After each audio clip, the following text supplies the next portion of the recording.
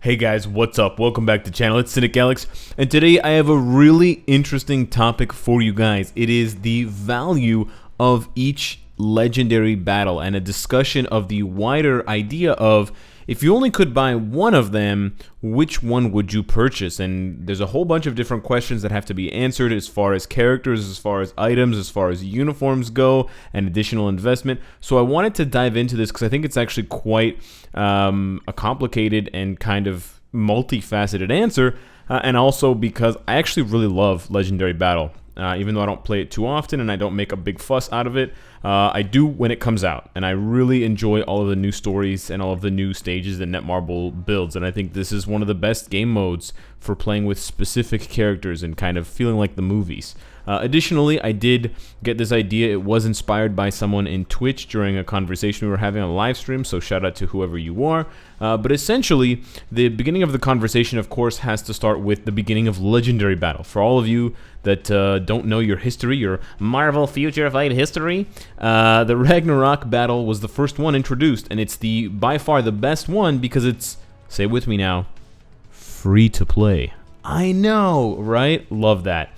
So you don't actually have to pay any crystals in the shop to unlock the Thor Ragnarok, and as you can see, there is no kind of red extreme version, bro. There's just one version. There are 5 battles instead of whatever 2, 3, 4 for the other ones, and they all revolve around characters that are easily farmable or extremely valuable as support characters. So it's really difficult to make a case. There's basically no way you could argue that any of the other legendary battles are better than the Ragnarok run. Just hands down, that's the best one. Now, if we are going to consider every single legendary battle and every single reward, there boils down 2 contenders for the #1 best reward from any of the legendary battles. And of course, it boils down to either the Pimtron uniform for the Ant-Man and the Wasp legendary battle extreme version, where you get a CTP selector, which is probably the rarest / most valuable item in the game. Pretty dope. Next to, of course, a Mega Tier 2 ticket, but that one's not as rare. Or Hela's uniform getting to Mythic, which automatically gives you a CTP of energy. Now, the CTP of energy is arguably the best obelisk in the game. It is the most valuable obelisk in the game because it applies to so many characters. I would say the CTP of destruction is the rarest obelisk, and it may be considered better for certain characters because of the fact that it is so PvP important. But it basically boils down to those 2. What's really good about both uniforms is that they're both for characters that are villains. In Hela's case, she's always a villain. She's universal. In Pimtron's case, he's not a villain before the uniform, but he does become a villain and a universal type. So it's a super flexible equipment for Giant Man, and those are both really good, especially for new and intermediate players who need more universal villains for Shadowland. This is great. The only difference, of course, being that you have to pay 2,500 crystals up front to unlock the Ant-Man Extreme mode, and you don't have to pay anything for the Ragnarok one, which does make Hela's uniform a much more easily paid back. You're basically paying 750 crystals, you're grinding up the uniform to Mythic, and it's a good uniform for a very usable character, and also a leadership potentially for Thor and other characters, and then you get a CTP of energy. Just dust your hands. That's pretty much the cheapest way to get a CTP in the game, other than getting extremely lucky with like a CTP chest pull. Don't do that. Trust me, it doesn't work out well. So we kind of buried the Thor Ragnarok case, but now I want to make a case for the other 3: Invisible Ghost, Pending Danger, and Wakanda Forever. Nobody do that cringy Wakanda Forever thing anymore. It died. It was so like early 2018. Okay, thanks. As far as these 3 packages go, there's a few differences that I want to outline now. For the Black Panther one, it actually costs the most. It costs 800 crystals more than Avengers Infinity War or Ant-Man and the Wasp. It is 3,300 crystals.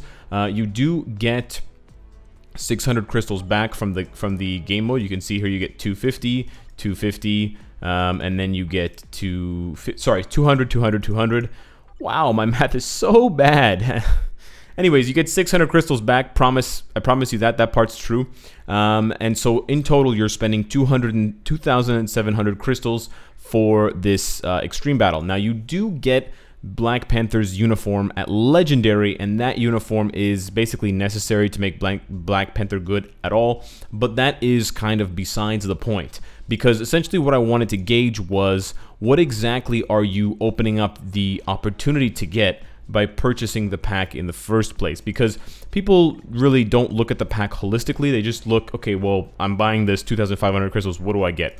Well, it's a little bit more complicated than that. In this case, you do get a legendary uniform for 2,700 crystals, but that's kind of a huge ripoff. You're basically paying an additional 1,600 crystals for nothing, because the usual cost of a uniform is 1,000 now for, uniforms being introduced.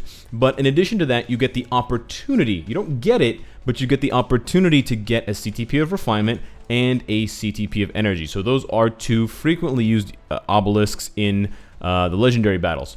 However, they do come with an additional cost. So the way you can look at it is like this. You pay the 2,700 crystals for the Black Panther Extreme Battle. Then you can pay an additional 1,050 crystals for a CTP of Refinement. And you can pay an additional 1,050 crystals plus a Mega Mythic Uniform ticket in order to get another CTP, this time of Energy. Now, if you compare that to Hela's uniform, which is, 300 crystals cheaper, and you don't have to waste a Mega Mythic Uniform ticket, that is insanely cheaper than the one we have for Killmonger. The reason, of course, why I say you have to use a Mega Mythic Uniform ticket is that Killmonger is a paywall character. He's a bio subscription character. So there's no way you're going to, month by month collect 200 or 20 bios per day, because it's going to take you over 900 biometrics to naturally mythic his uniform. It's very painful, and so it is basically impossible. So that's why I say it requires a Mega Mythic Uniform ticket. So once you compare the two, it becomes pretty apparent that this is an extremely expensive CTP of Energy, and it's probably not worth it. Now, the only kind of good side, the only positive advantage here is that Shuri is a very good character, and she's a very good support character. Her uniform makes her better. Her uniform improves her support capabilities by adding an additional, I believe it's 20 or 25% to her damage reduction that she offers all allies on the team. So that decreased damage received from supervillains jumps from, I believe, 10 or 15% to 35. And the uniform also makes her better, where she can actually be a pretty decent DPS standalone character with, 6-7 seconds of immunity, which is casually really good. And some additional buffs to her skills, in addition to output enhancement, which decreases all damage by 70%, which is pretty nuts. But just one character is not, enough. So I kind of don't really give this legendary battle a good score. I would probably score this out of 10, probably like a 6. I think it's only really for the diehard Black Panther fans, or those of you that just really need those CTPs and you don't care about getting a bio sub, you don't care about dropping a Mega Mythic Uniform ticket on someone like Killmonger, because honestly, Killmonger is not that good. Yes, he's a combat villain. Yes, he is an alternative to Apocalypse, but he's not that good. He's not that much better than Scourge or Titania or some of the other combat villains, and it does not justify using a Mega Mythic Uniform ticket, and especially not with an upcoming release, an upcoming update that's going to bring in 2 super premium uniforms for Magneto and Emma Frost, which are both very sought-after candidates for that Mega Mythic Uniform ticket, especially Emma Frost, if you need to use her bios to upgrade it. So that leaves us with Ant-Man and the Wasp and Infinity War. Now, the thing with Infinity War is everybody has the Infinity War uniforms. It's kind of difficult for me to argue against this purchase, because you probably already have Spider-Man's uniform. So you purchase this for 2,500 crystals, you get 500 crystals back from the stage, so you only spend a total of 2,000 crystals, and then as long as you have these uniforms already, you basically get free rewards. You get a decent card, you get a mythic Uru, you get, not really, but everybody has Bucky's uniform mythic, so you automatically get a CTP of Refinement, and you get some other goodies. So paying 2,000 crystals for a CTP of Refinement and a couple of other things, yeah, seems pretty good. I think this is probably the one that is most often purchased. I think I wouldn't be surprised if almost every free-to-play account has purchased the Infinity War Legendary Battle, because of the fact that so many of the rewards coincide with uniforms that we're already recommending that you get anyways. The only other really interesting thing that makes this purchase potentially better is the fact that it also intersects with the uniform collection.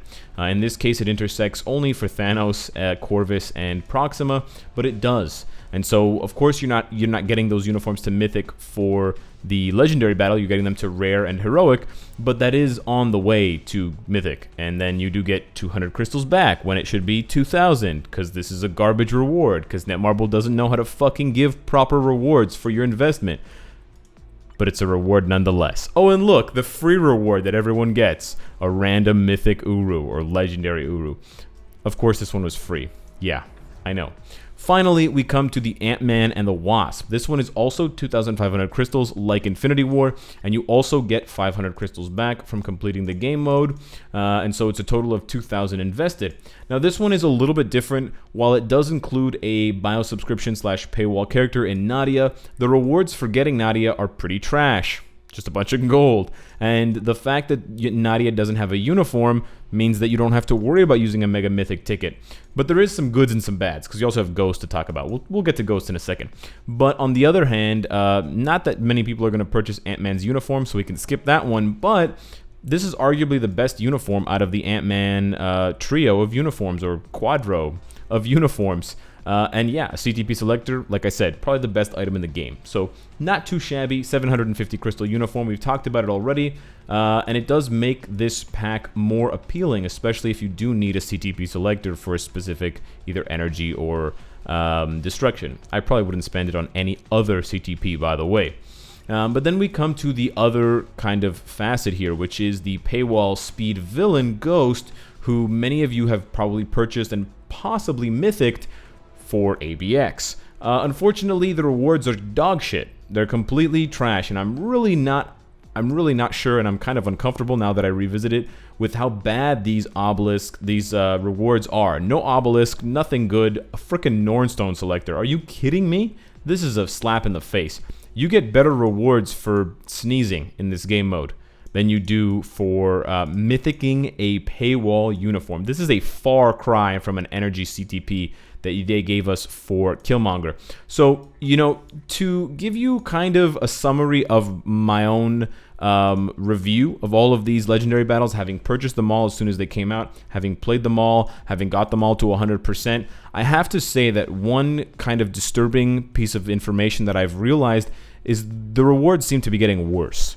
Now, on the one hand, the rewards are kind of getting better because at least with certain uniforms and certain characters, i.e. Pimtron, they're realizing a way that they can benefit the player base and give us something good, because that is by far the most useful, the most functional uniform out of all of them. But then on the other hand, holy shit, the most expensive uniform has the worst reward? It doesn't even make sense. At least in this case, they recognized, you know, it's going to be a bitch to get Killmonger's uniform to Mythic. Might as well make it worth it. Yeah, that does make it worth it. That makes sense. But now we see here that they just decided not to make sense. So I'm not really sure what happened with Ghost, if they just ran out of ideas for items, if they possibly switched these around by accident, because at least a Mythic card would have made more sense. But I do think you should keep your eyes out for this in the future when you're making decisions, and possibly if you have crystals after the next update, don't spend your crystals now for any of these legendary battles, but after the update, if you have crystals and you're thinking about one of these, you can revisit this video. You can consider them now with me in the comments down below. And finally, I just want to leave you with an idea of the difficulty, because out of all these three stages, of course, once you purchase the extreme mode, you're going to have to beat them, and you have to, you know, follow all the different rules here, 90% HP remaining, etc., to get all of these other rewards. I didn't really talk about this because it's just too much detail to go into, and it's not really worth it. You can definitely clear all of the rewards if you just build the characters decently and try. But I will say that probably the most difficult one is the final battle. Thanos clearing without being attacked more than 5 times. 200 crystals. This took me ages to complete. So yeah, keep your eyes peeled for that one, and challenge awaits, friends, if you do take the dive and try it out. Let me know what you guys think of my thoughts and my kind of summarization and my opinions on these different legendary battles. Let me know what you think of the legendary battles. Subscribe if you enjoy the content and you want to support me. And of course, if you like what you see, I hope to see you on Twitch. Take care.